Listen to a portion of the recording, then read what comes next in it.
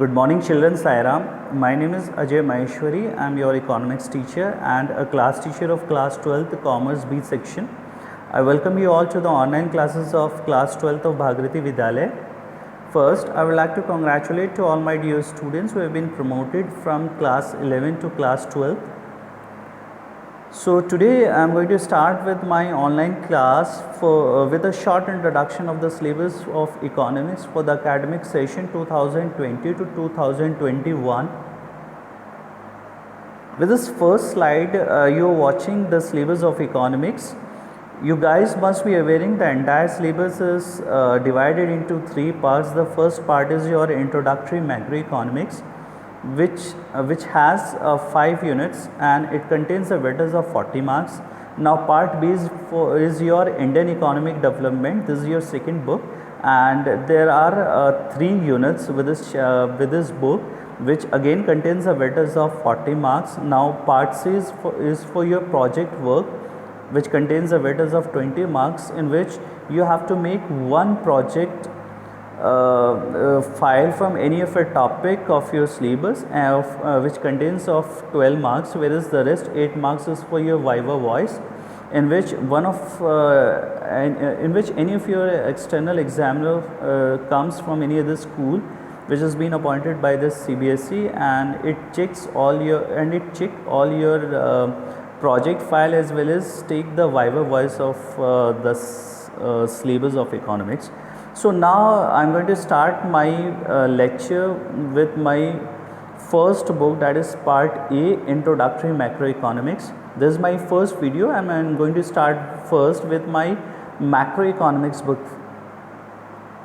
So dear students, this is your title of the front page of your macroeconomics book, that is Introductory Macroeconomics. Here with this slide you're watching the index. I mean, in this slide you're watching there are 12 chapters which we are going to learn with this book, macroeconomics.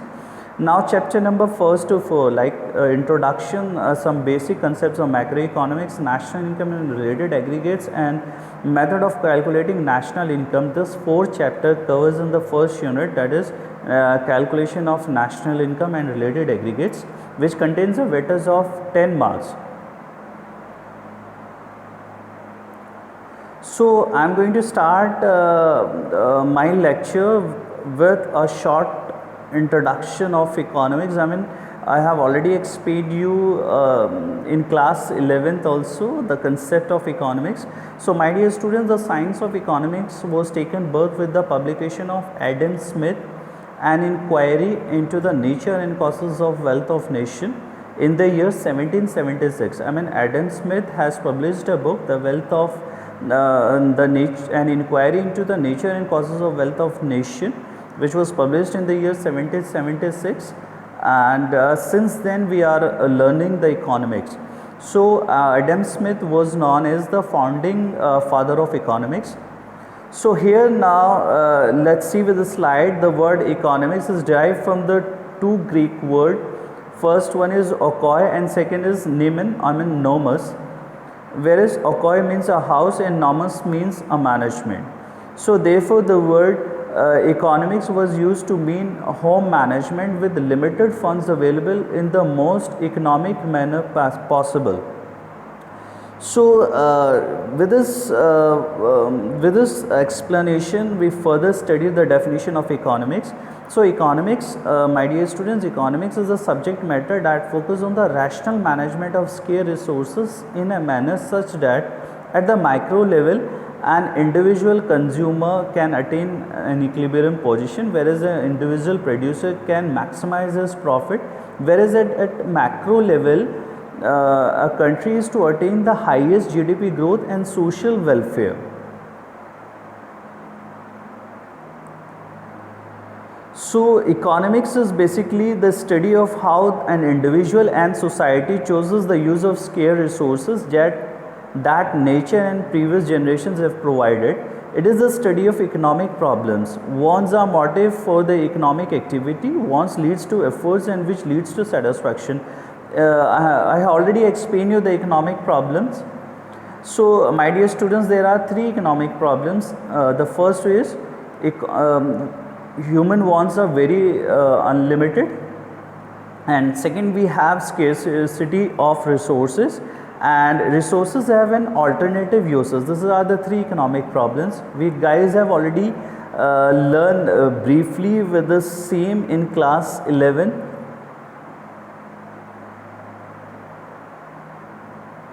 Now, if we look about the definition, different economists has given their different economics definitions.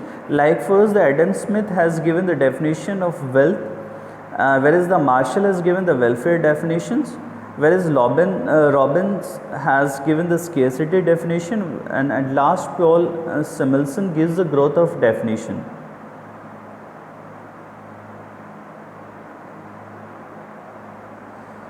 Now, as I just said, Adam Smith is known as the father of economics. He has already written his book, that is an inquiry into the nature and causes of wealth of nation, which was published in the 1776.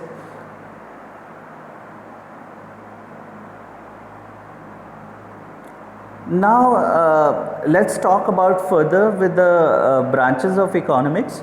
So, my dear students, before the 1930, I am again repeating, my dear students, before the 1930, there was only one economy. There is one economics which is named as the political economy. Now, as soon as in the year 1933, Ragnar Frisch was a renowned economist who has conned the word economics into two parts. The first is your microeconomics and second is your macroeconomics. The economics is further classified into two broad branches. The first is your microeconomics and second is the macroeconomics. So, again let's talk about the microeconomics. My dear students, microeconomics is you have already learned in class 11. This was your book in class 11, whereas I told you that time also the second branch of your macroeconomics you are going to learn in class 12. So, let's talk about the definition. Now, microeconomics, as I repeat again, microeconomics is a word. The word microeconomics was derived from the Greek word which means small. So, microeconomics deals with the small segment of the society. It is defined as the study of individual decision making units such as individual customer, individual producers. These all things we have learned in microeconomics. The study of individual decisions making such units such as individual consumer, producers, firm, resource owners and market. So, in this microeconomics we guys have learned how in an economy the economic how in microeconomics how it is deal with the individual decision making units. How it is deal with the individual units. Like in microeconomics we guys have learned the concept of the consumer, that is related in the second chapter of your microeconomics, that is consumers behavior, the consumers equilibrium. Further we have learned the demand, the supply, the production function, revenue, cost, and number of chapters we have learned in the microeconomics. Now, second is the macroeconomics. Now, second branch is your macroeconomics. It is the branch of economics that examines the economic behavior of the aggregates.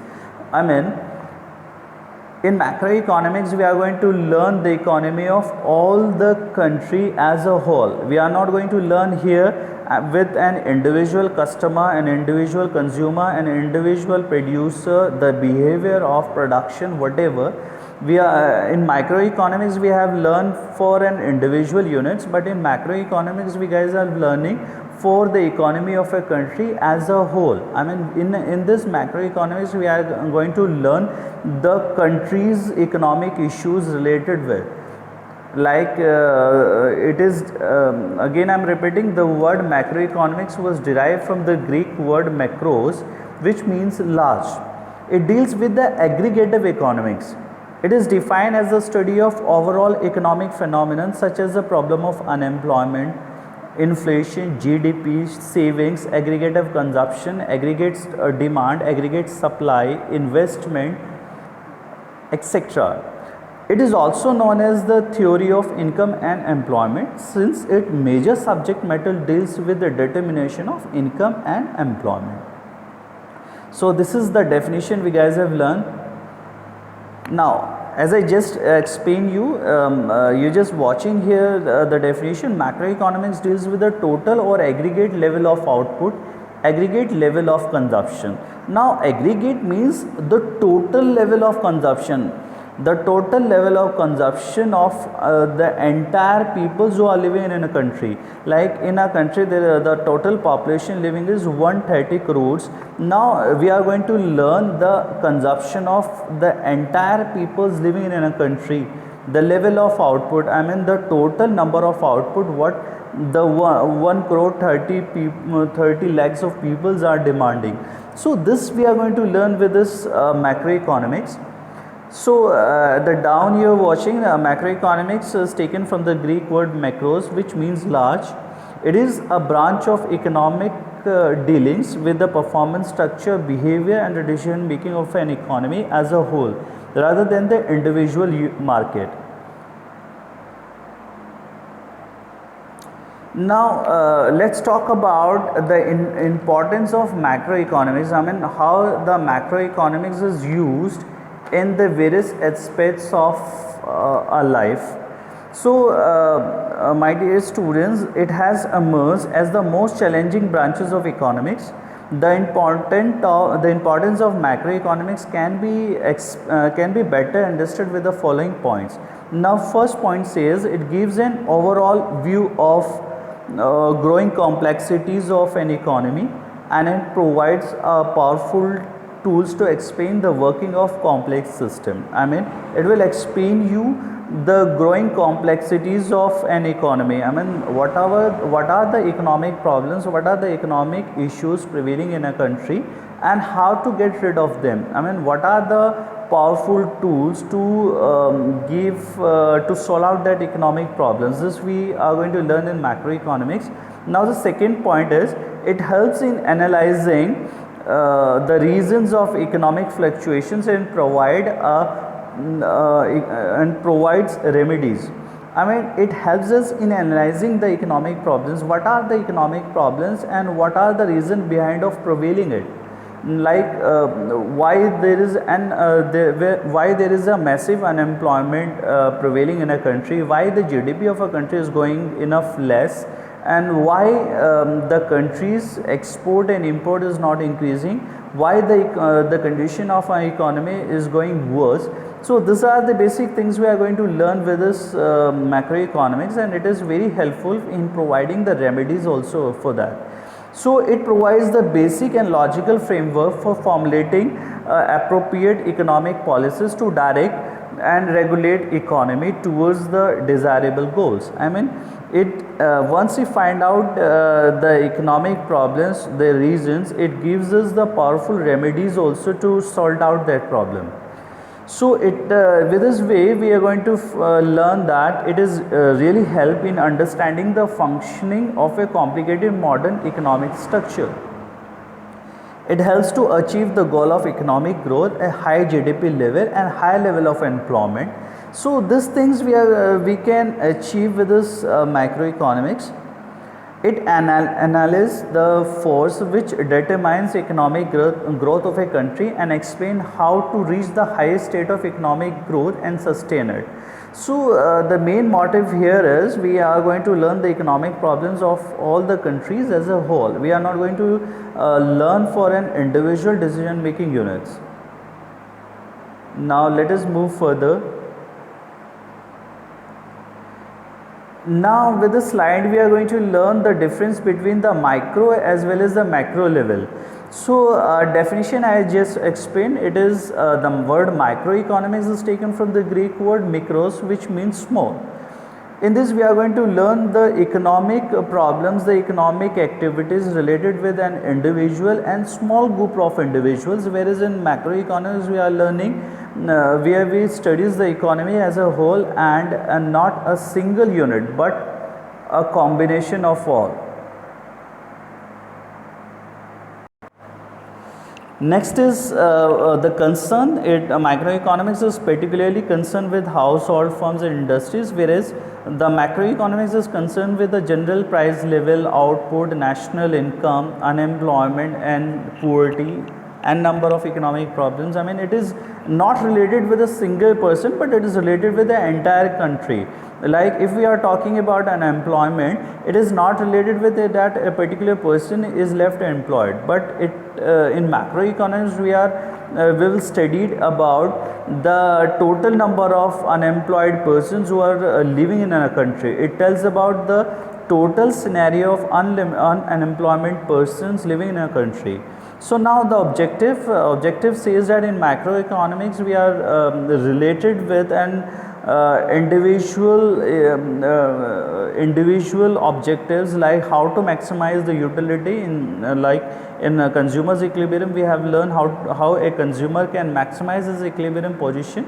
It is related with the partial equilibrium, whereas in macroeconomics we are going to learn the full employment, the price stability, economic growth, and favorable balance of payments. In this macroeconomics we will learn about the full employment, the price stability, economic growth, and the favorable balance of payment. So this is basically the differences between the micro and macroeconomics. Now move ahead, the nature and scope of macroeconomics. So macroeconomics is a study of aggregates, as I just said. In this macroeconomics we are going to learn the economy of all the country as a whole. It is not related with a singular with an individual units. In this macroeconomics we are covering the entire economy, such as the employment, the national income, the national output. I mean, we are going to find out how to calculate the national income. We'll find out the total consumption, the total savings of an economy, the aggregate demand, the aggregate supply. This is all the general price level. These are the some powerful tools we are learning with this macroeconomics. That is why, as I just said, it is also known as the theory of income and employment. Now please move ahead. Now this is the most important concept of this chapter, that is the scope and significance of macroeconomics.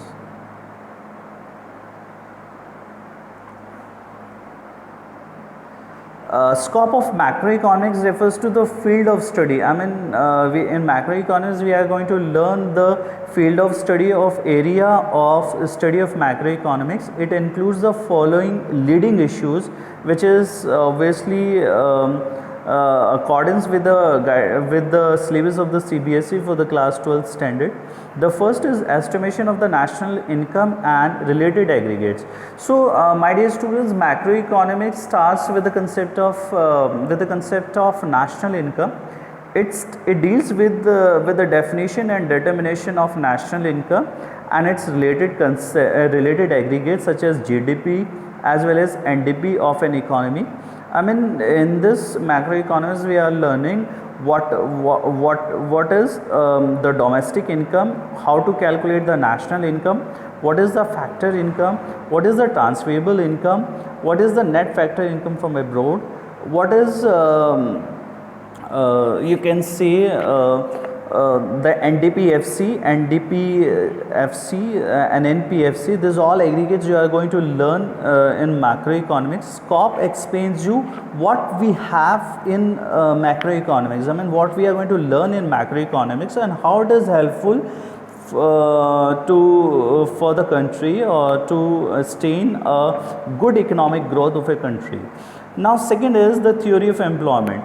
So macroeconomics studies with the theory related to employment or unemployment in a country. We have a Keynesian theory of employment, which obviously explain the employment level of a country it explains the causes of unemployment and regards the possible remedies to combat it. I mean, in the next unit, which is known as the aggregative demand and aggregative supply, you guys been learning how is the theory of unemployment or employment can be work better.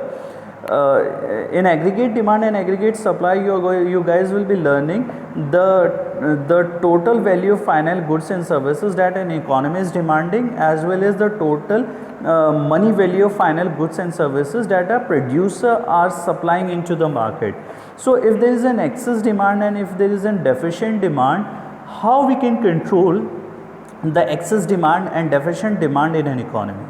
So if there is an deficient demand, if deficient demand, you can better understood if the demand of demand in the market is less as compared with the supply, so it again contains a buffer stock in an economy.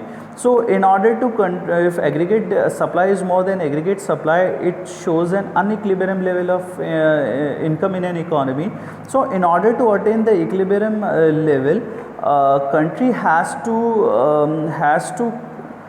to reduce its employment level up to the country has to reduce the employment level up to a level where it again become equal to the aggregate demand. So this we are going to learn. This is basically helpful in estimating the level of employment in an country, in an economy. Next is the theory of money. Theory of money is again yet another important concept here.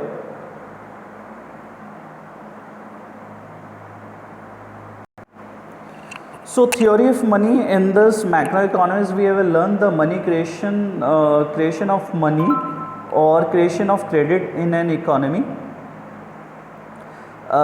Creation of credit by the commercial banks is an important component of macroeconomics.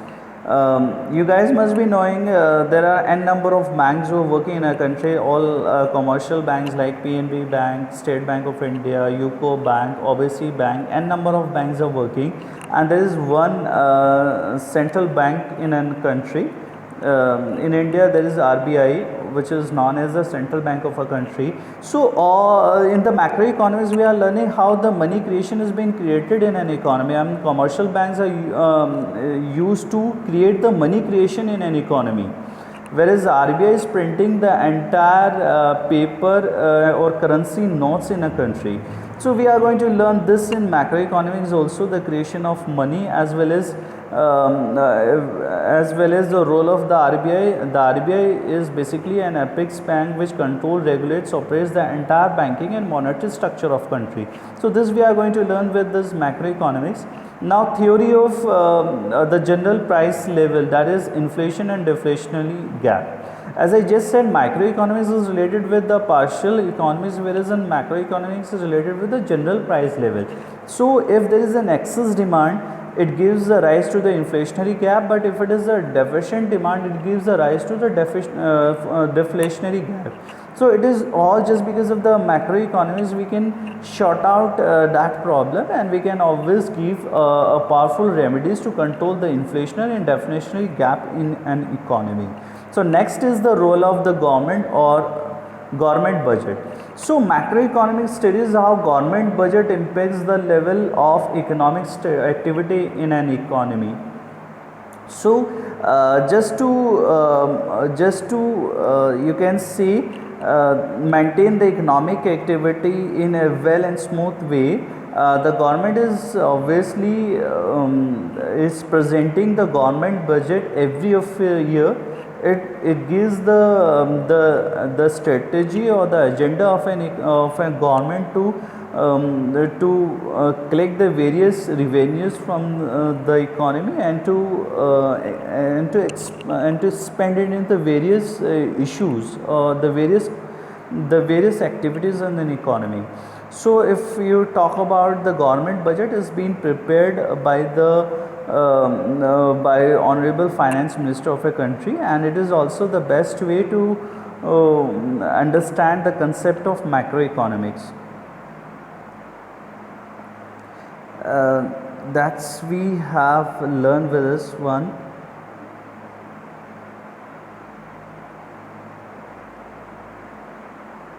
Now next we are going to learn the Great Depression. This is a small topic which is the Great Depression period, which is 1929. So the Great Depression period lasted from 1929 to 1939. What was the very worst economic degradation in the industrial world. This was basically a time whereas there was a highly economic degradation you can see in the entire world. It was happens in the America in the year 19 before the year 1929. The economic condition of the America was growing day by day. It was increases a big height because the peoples living in America, they have invested their money into the stock market. So every after 2 years their number becomes double before 1929. But as soon as the August 1929 came, the economic conditions of the America was going down day by day just because of the Great Depression. The peoples who have invested their money, they are getting enough loss. That is why the n number of peoples have left their jobs. The peoples are not demanding much, and there is low demand prevails in the market, and many of the factories are lying idle and they have stopped their working just because of this depression, and n number of peoples are thrown out from these jobs. So with this next graph, we are watching that in the year 19 you just watch here, from the year 1922 to 1933 there was no economic growth. The graph you are watching here of US corporate rate of profit, there is no profit. I mean, the line is quite similar, which shows that with this era the profit of the industries are enough less. So that's all about with this short introduction of this chapter, macroeconomics. This is just a chapter to explain you the basic concepts of the macroeconomics, and most probably with the next chapter, the basic or the main concept of macroeconomics starts, in which you are going to learn how to calculate the national income. What is the domestic territory of a country? What is the who is the normal resident of a country? Who is the citizenship? And what is the factor income? What is the net factor income? What is the difference between the gross and net? What is the domestic income? What is the national income? And what is the factor services as well as the market prices? So that's all with this explanation, my dear students. And the homework for you is to just revise the entire topics we are covering today. And tomorrow with the next video, we are going to start our the next chapter, that is the introduction of national income. I mean, how to calculate the national income and its related variables. So that's all for today, my dear students. Thank you so much for watching, and have a good day.